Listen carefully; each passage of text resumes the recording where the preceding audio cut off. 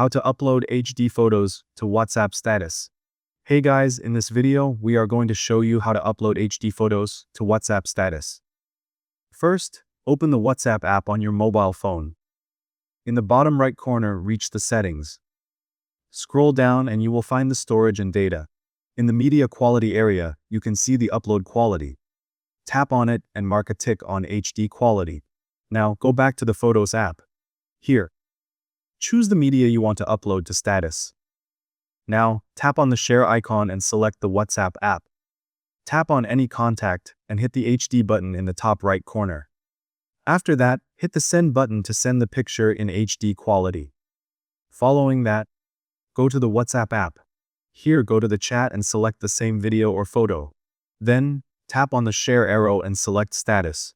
Finally, hit the send button to upload HD photos to WhatsApp status. Thank you guys so much for watching. I hope you got some value. See you in the next one.